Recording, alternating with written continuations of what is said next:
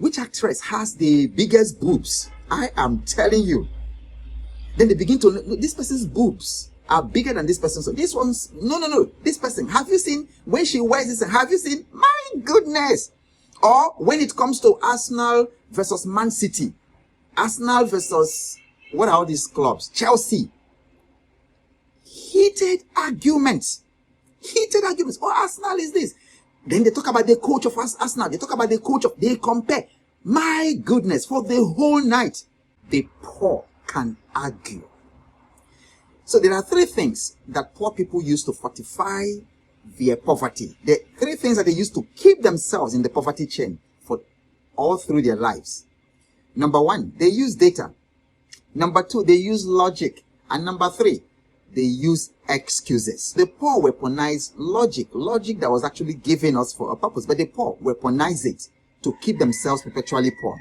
You can win an argument and still lose your financial future, because being right is not the same thing as being rich. People confuse both. I remember two friends. They had worked in a multinational, and then one moved outside the country. It was actually doing very well. So a couple of years later, they caught up with each other. And then that friend that had moved outside the country was asking the one that was still in the country and said, are you still being right, or are you making money? Are you making money, or are you still right? Because you can be right and be poor, and that's the problem. So many people are poor and they are right. This video is not for the easily offended. It's for people who want to actually face reality and change it. Because I can tell you exactly what to do. 4 things you are going to do to snap yourself out of that addiction cycle of being broke but being right all the time. So you see, some people use data to rise, the same data, but other people use that same data to become wealthy. Which reminds me of a story I read a couple of years ago about a man who was an alcoholic, and he had 2 sons. He was an alcoholic. It was so bad. He broke the family. It destroyed their finances. The man was an embarrassment to the community and everybody, and he died poor and alcoholic. One of the 2 sons, became a very, very successful medical doctor, had a very successful practice. And the other one became an alcoholic, just like the father, and even worse.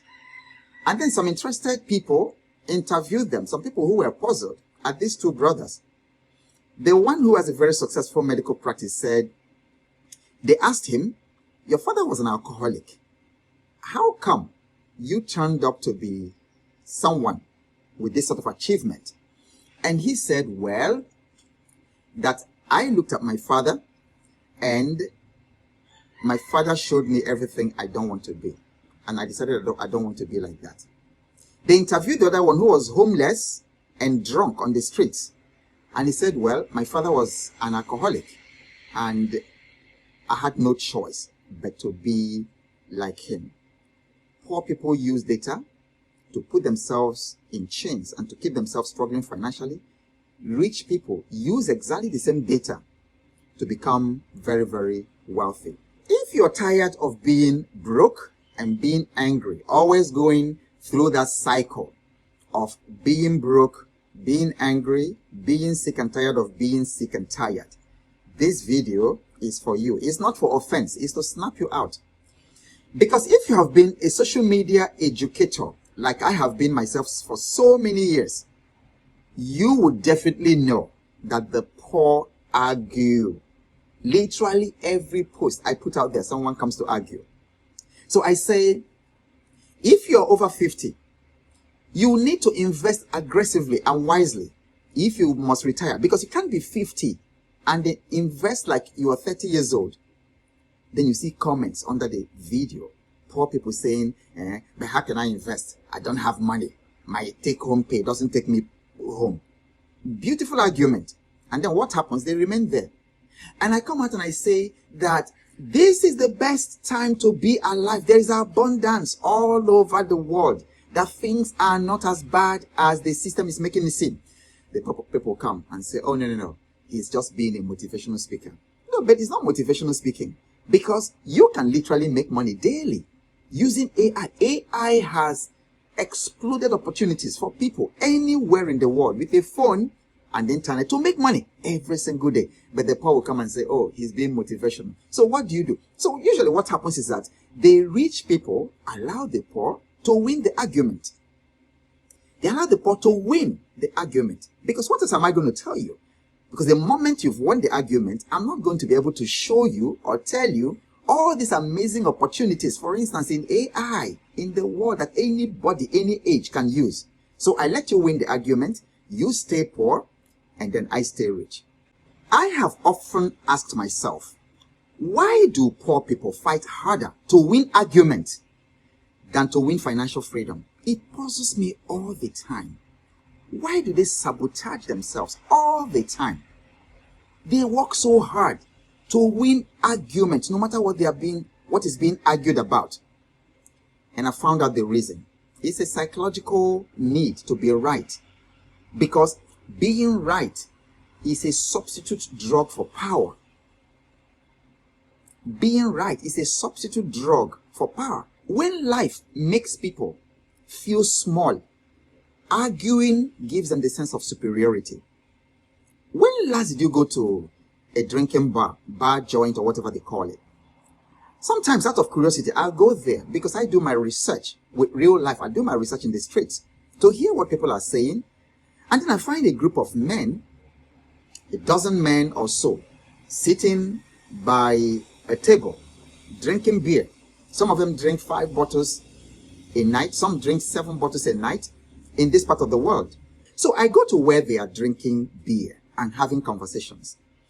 And what often shocks me is that even the conversations are around extremely stupid things, like politics. Like they say, this senator, the Senate president actually did it. This one says, no, the Senate president could not have done it. The woman was just trying to find clout. That's an argument. And that begins for 2 hours. People have been arguing about the Senate president. Did he do it? And then some other stupid things like, which actress has the biggest boobs? I am telling you. Then they begin to, this person's boobs are bigger than this person's. So this one's, no. This person, have you seen when she wears this? Have you seen? My goodness. Or when it comes to Arsenal versus Man City. Arsenal versus, what are all these clubs? Chelsea. Heated arguments. Oh, Arsenal is this. Then they talk about the coach of Arsenal. They talk about the coach of, they compare. My goodness, for the whole night. Or they make a mistake. You make a mistake to go there and drop one conversation about Messi.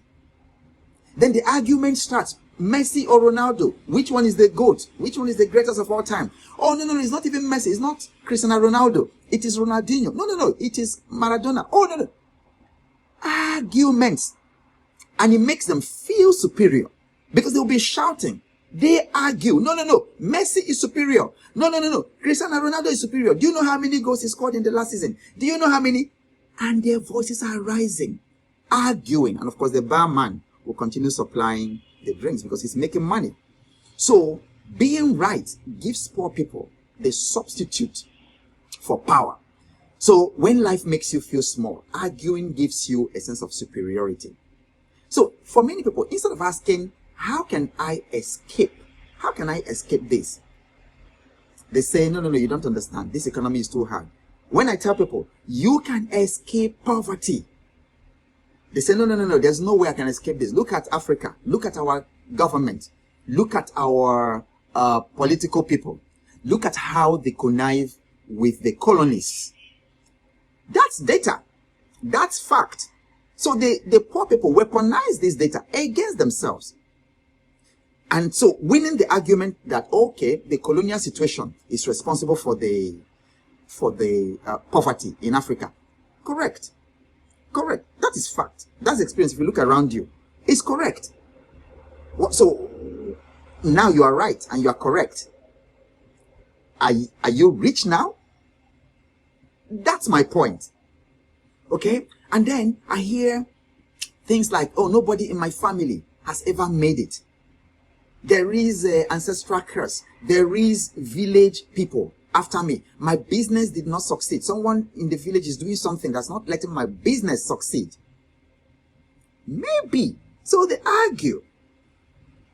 And then they are right, and it becomes right for them.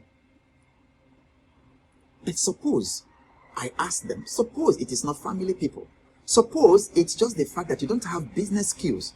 Suppose that it's the fact that the business opportunity you're pursuing in town doesn't really have opportunity in it, and you are trying to force the hand to urinate. You are trying to make money where there's no money.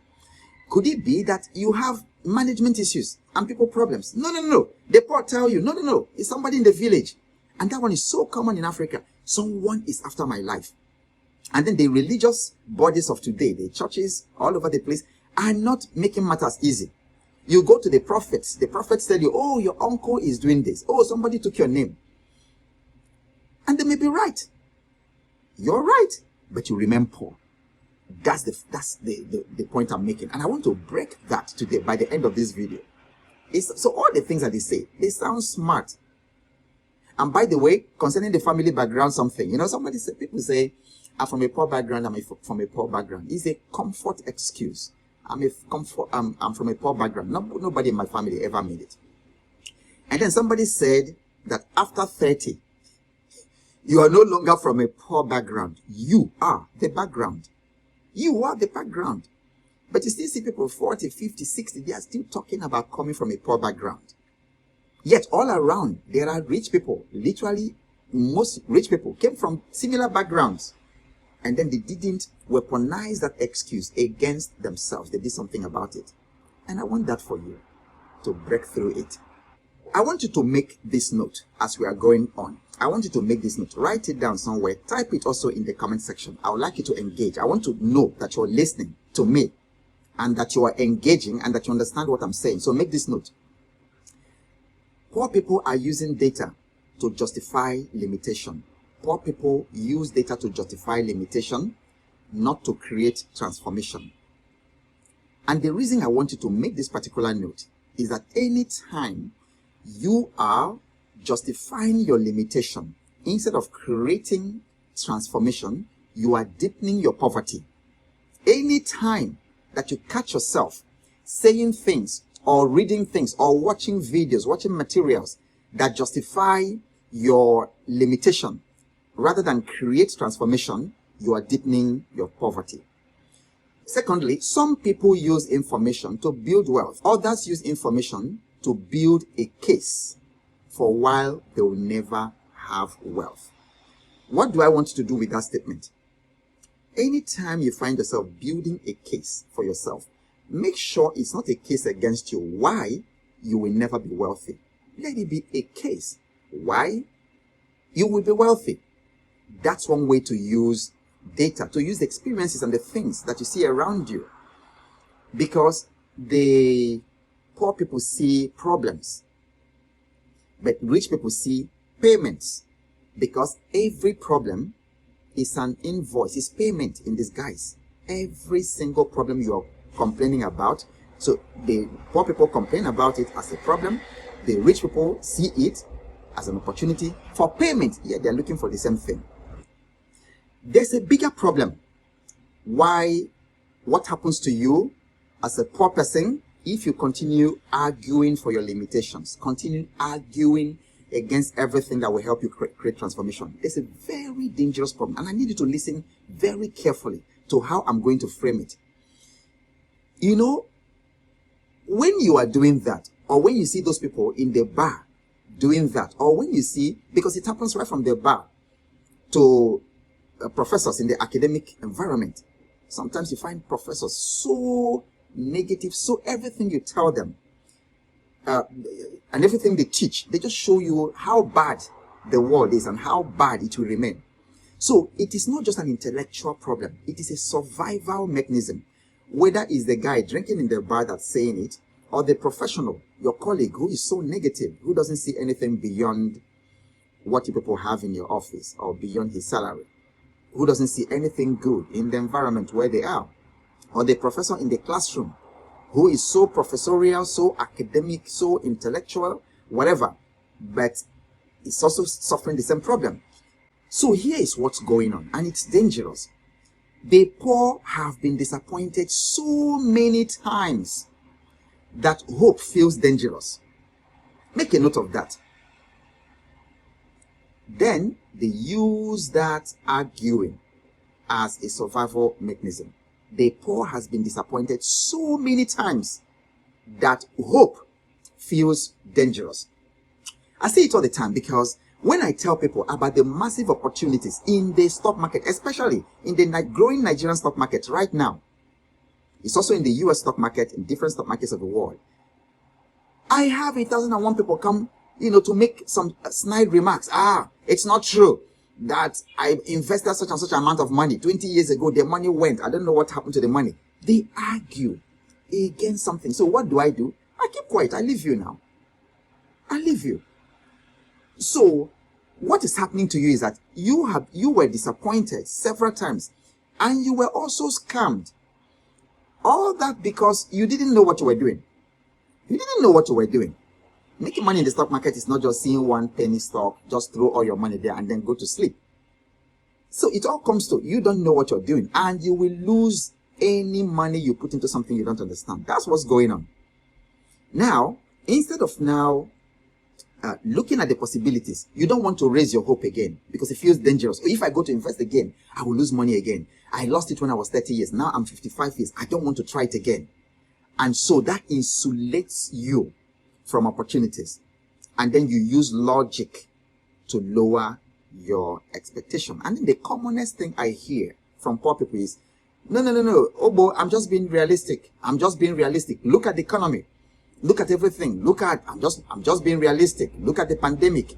Look at what is happening in Russia. Look at what is happening in whatever. Food is going to be scarce this year. Look at how farmers, the harvest is not very good. They go on and on and on and on and use logic to lower the expectation. And just say, I'm just being realistic. But it's a problem with being realistic. So let me say something hard. Being realistic is often just a clever way to stay small. Type it in the comment section. Being realistic is a clever way to stay small. Let me tell you a true story. One of my billionaire mentors, the guy is a billionaire. He mentored me quite a couple of years ago. And I remember at the time I was leaving Shell, I wanted to start a business. And I wrote the business plan. He said I should send him the business plan for him to take a look at. This man took a look at my business plan and he said, I have never seen such a myopic business plan all my life. Of course, my ego was jarred a little bit and all that. I was a Shell staff, Shell big boy. And so if I was doing something, I already thought it was big enough. And then this gentleman, God bless him. God bless him. He looked at it and said, but this is the most myopic. So I now started trying to defend myself, just like the poor people always try to defend and argue, because before that billionaire, I was poor. I wanted to start arguing for my limitation. And I said to him, well, I haven't fully left Shell. I am still working in Shell, so I don't have the time. That's why I want to make it small. He didn't wait for me to finish.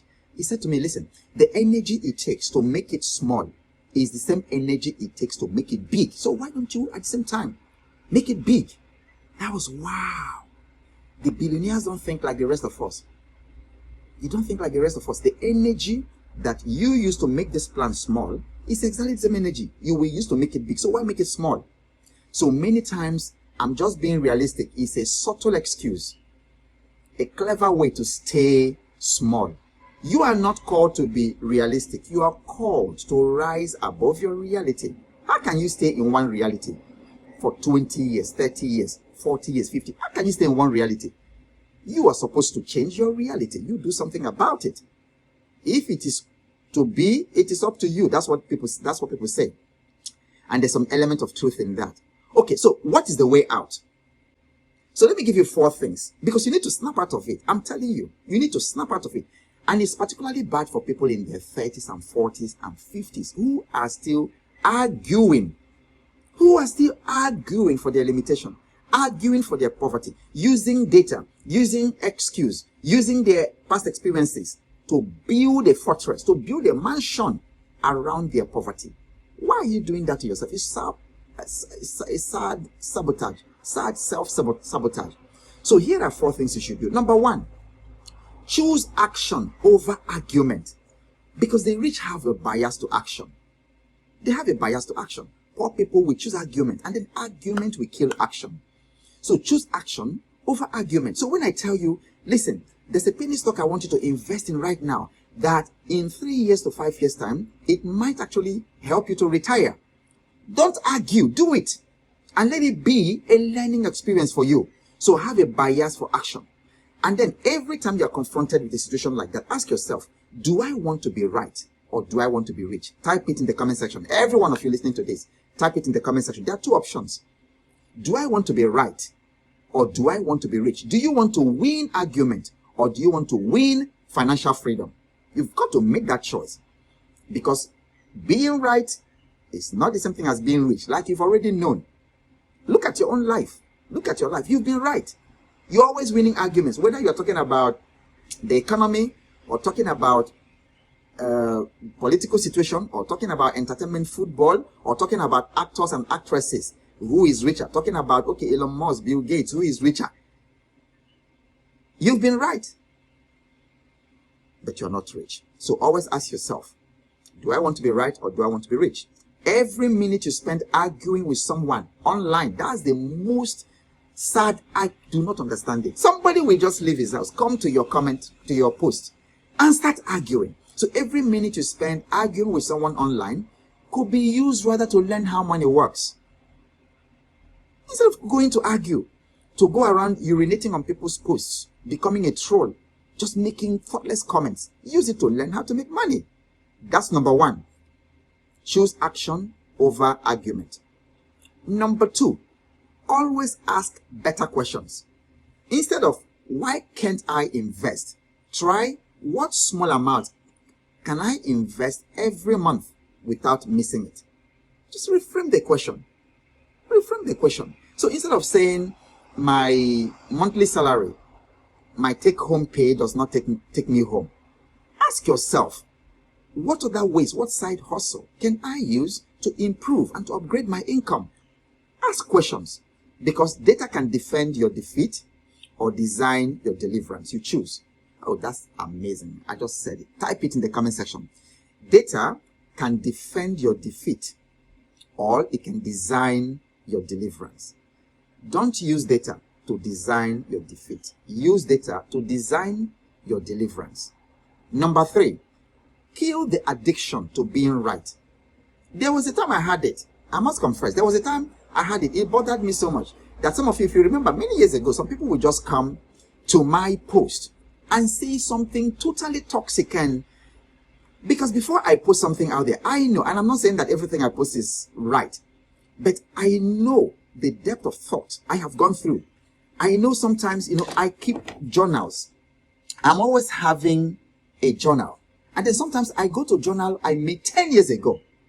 And then I look at it, it's profound. And I see how it has manifested in my life 10 years later. And then I use that to make a post, only for someone to come to my comment and just type nonsense.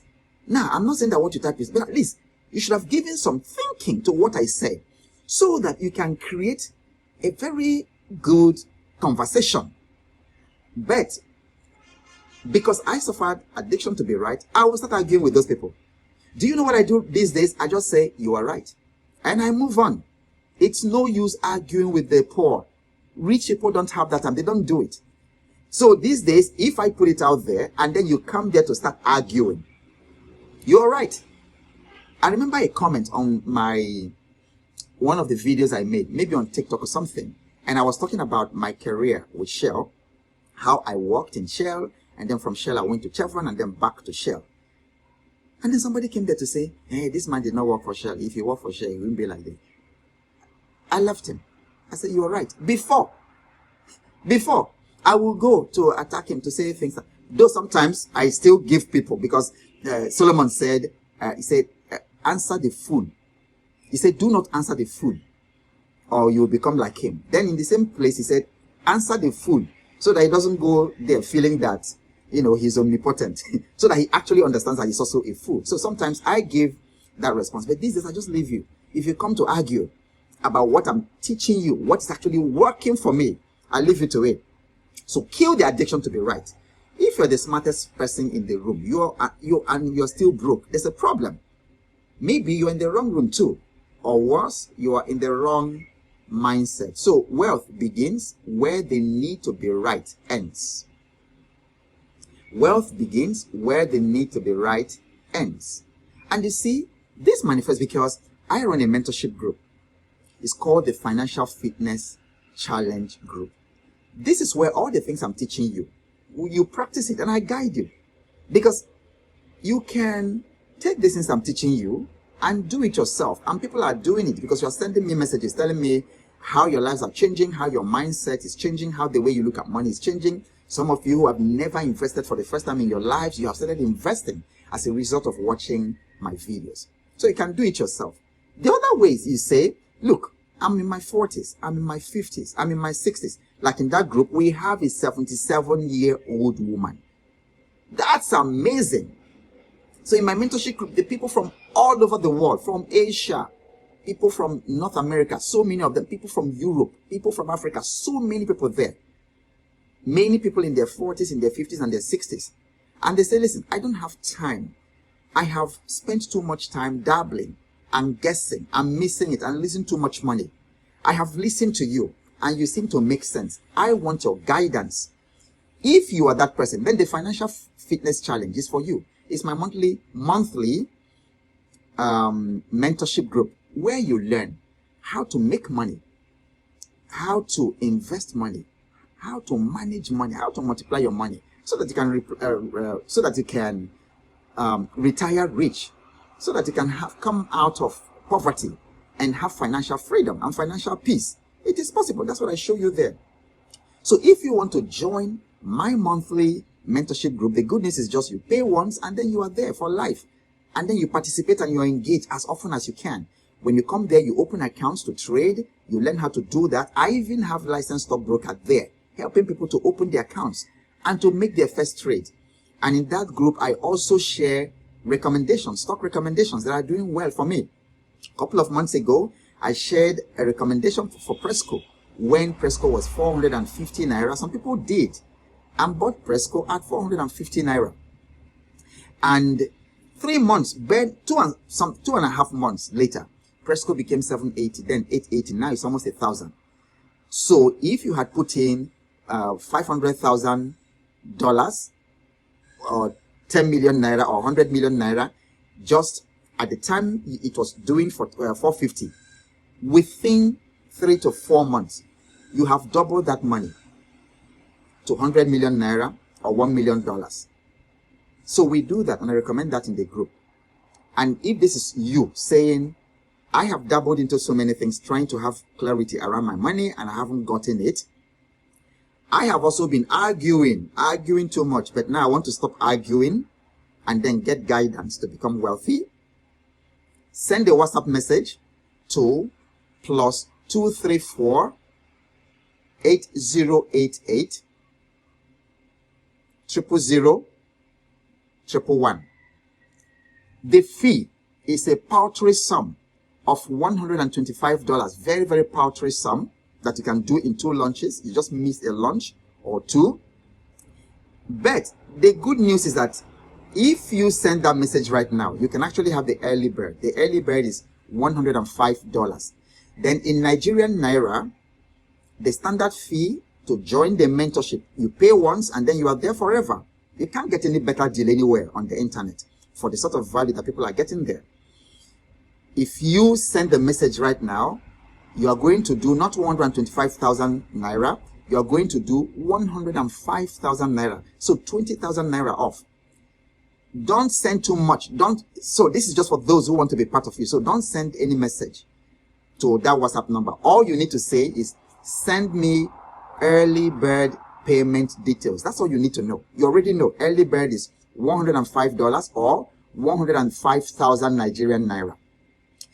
Just say, send me early bird payment details to +234 8088 000 111, and then you'll get started. We're actually recruiting for the month right now. And then once you confirm your payment, you'll be added to the group, and then you start, building wealth, getting clarity around your money. And so, whatever happens, stop arguing. Quit arguing and start creating income, because you never know what's coming your way next. And I'll see you in the next video.